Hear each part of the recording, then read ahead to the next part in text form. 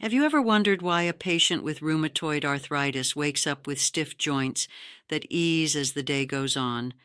What's really happening inside those inflamed synovial membranes? Let's break it down. In the 31st Annual UCSF Rheumatology Board Review, one concept gets crystal clear. Inflammation isn't just a symptom, it's the battlefield. Cytokines like TNF-alpha and IL-6 aren't just floating around, they're orchestrating an attack on your patient's joints.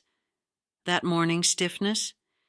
It's your clue that the immune system has been busy overnight, loading up the joints with inflammatory mediators.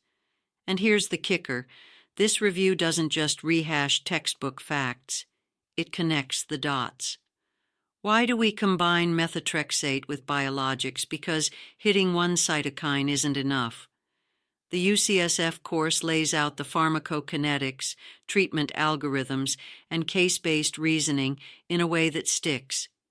You'll finally understand why some patients fail anti-TNF therapy and what to do next.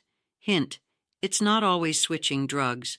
Plus, they simplify complex board-style questions with frameworks that actually make sense. Whether you're prepping for boards or just want to master your clinical game, this course is your high-yield shortcut.